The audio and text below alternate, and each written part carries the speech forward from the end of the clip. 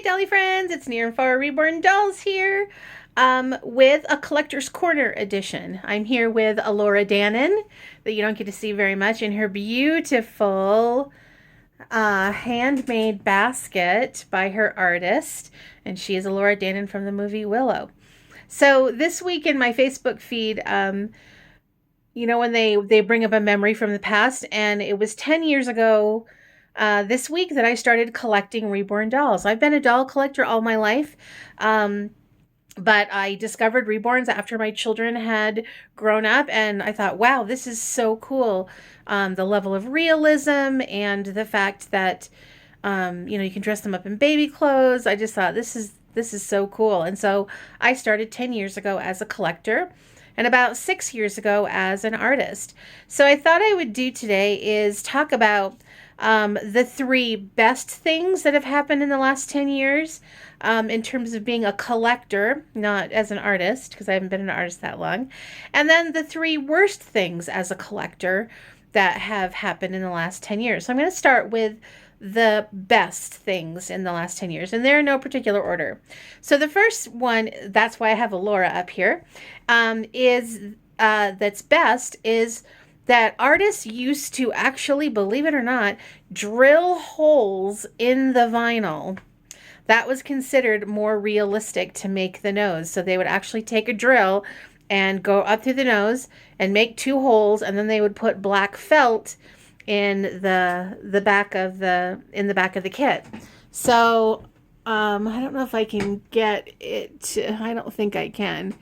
But if you look at Alora's nose holes or nostrils, yeah, you can see that they're like, even around her nose is black. I don't know why as collectors we ever thought that that was realistic, but now we paint them usually with a very dark violet or even maybe a little dot of black and then red around there. To me, it looks way more realistic, and it's going to make sure that the vinyl still has integrity. I can't tell you how many artists would tell me that they would be drilling that, the hole in the nose, and the drill would go right through the top of the nose, or they'd split the vinyl and the whole doll would be ruined. So I'm really glad about that. The second thing is just realism in general. Reborn dolls have always been very realistic sculpturally. Our sculptors have always done an amazing job. They continue to do even better, even more realism, even more variety. But just general techniques have improved so much. So artists are able to do things like Mylea, like the fine baby hairs around the face. There's just so much more variety in dolls. So it used to be pretty much just Caucasian dolls, but we have Asian and African American and ethnic and all sorts of beautiful skin tones, and just the level of realism in painting has really, really improved in the last 10 years. Painting, particularly sculpturally, a little bit as well. And the last thing that I think is awesome about the last 10 years in the evolution of Reborn dolls is painted hair. A lot of people find that unbelievable that 10 years ago, there was no such thing as painted hair. And again, it's something that artists started doing, and at first it was not good. And I remember saying as a collector, I am never going to have a doll with painted hair. Well, probably about a third of the dolls in my collection right now are dolls with painted hair. And when done right, it is absolutely gorgeous and beautiful and easy to care for. Like, you don't have to do anything. It's always going to look perfect. Also, painted hair has significantly brought down the price of Reborn dolls, because a lot of people don't realize that rooting the hair is actually just as time consuming as painting the doll. So if you have painted hair, it's a lot less expensive and just as real and much easier to care for. Perfect for a child. So those are the three good things. Now let's talk about the three things in the last 10 years that have not been so good. And there are some of those too, unfortunately. First of all, the price of Reborn dolls continues to go up. Some of them sell for thousands of dollars now, which would be unbelievable to me as a collector 10 years ago. And part of that is because the materials to make the dolls have gotten a lot more expensive. Sculpts are more expensive. The shipping costs and just the quality of the vinyl. Um, things like glass eyes and really expensive mohair. So the materials have gone up. But then the prices that artists are charging has also gone up, which has not been that great. And you probably think, well, wait a minute, on the good list, you said the realism is up there. So shouldn't the price go up? Yes, but I think it's gone up more than you can explain with those kind of things. And I particularly seen a lot of people, they look at Reborn dolls and they think, oh my gosh, there's so much money. I can make those. I can make that kind of money. And they're trying to charge like exorbitant amounts of money when they're just beginners. And their dolls are just not good. They're kind of creepy. Um, but yeah, so price has been not such a good thing. And that's why for me, as an artist, I really try to keep my prices reasonable, but at the same time have a very realistic doll.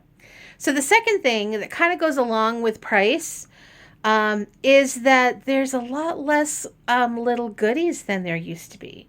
As a collector, I generally buy dolls in the $500 to $750 range. And I am used to, when purchasing in that range, I'm used to getting a doll with multiple outfits, with a nicer and bigger blanket, with accessories like pacifier clips and shoes and socks and hats and bibs and hair bows and all those kinds of things. The last time I purchased a doll in that price range, I got the outfit they came in and a very lightweight receiving blanket, and that was basically it. And I was just really shocked. I'm like, okay, if I'm paying in that, I consider 500 to 750 kind of a mid range.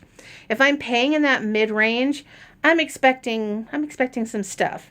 So I think a lot of artists now think, well, the collector would like the experience of purchasing for their reborn. And I agree with that. As a collector, I do like to purchase for my doll, but I also like to see what the artist has picked. And because I know as an artist, I spend a lot of time picking the perfect outfit that goes with their skin tone. And um, that's kind of fun for me as the artist. And so I kind of like to see that as a collector. And in fact, I've had several times where I've seen multiple dolls that are the same sculpt, but they come with different amounts of stuff, and I usually pick the one that comes with the most stuff. All right, the third thing that is not very good about Reborn collecting 10 years later is the amount of scams, and the number of scam sites have just exploded.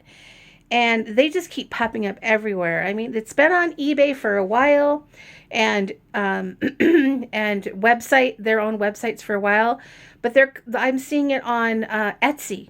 Etsy has scam sites or scam companies, that are saying their doll is silicone, and it's for an experienced collector like me. I can look at it and see the seams at the neck and on the arms, and like, honey, that's vinyl. Um, a lot of Facebook groups selling reborns that are scam sites, and they pick Facebook because they know it's very difficult to like, you can't use Trustpilot or websites like that on a Facebook site. It's very difficult to get rid of those Facebook sites if they are fraudulent. So, for example, a website, you can go to the Better Business Bureau. There are laws and stuff that you can get that website removed. Of course, what they do is they just change the name, and it's the same site. But just to see how much scams there are, and we as artists do our very best to let people know about scams. I have several videos on my channel about how to spot scam sites, but I constantly get people asking me about scams. Is this a scam? Is that a scam? And just, it's very scary if you are a new collector and you are roped into these scams. And I know lots of people who, because of a scam site and purchasing a scam site, they're done collecting reborns. They're like, well, I tried and it didn't work. And that's just really sad. Um, and I think um, that's one of the reasons I wish actual reborns, legit reborns, were less expensive. That there were less expensive options, but yet very realistic, so that we could embrace new collectors. And that's one thing that um, it was definitely a buyer beware situation even 10 years ago. I've talked often about how my first set of reborns was a set of twins, and I paid $200 for them. And I was like, why do people like these dolls? They just did not look good. But for me, spending $200, $100 a piece on a doll was a lot. And remember, I was a doll collector. So to me, spending over $100 just for a doll, that was a lot of money. And that's where the scammers are getting you. They're saying, "Oh, it's $100," and we look at that and go, "That's not going to be good." But as a new collector, they don't know. So I hope you've enjoyed this video. And if you want to make any comments, if you've been collecting for a while, what's something you really like about the evolution of reborn dolls? And what are some things that you're like, yeah, this is not a good direction that we're going in? So I hope you have a good day, TTFN. Ta-ta.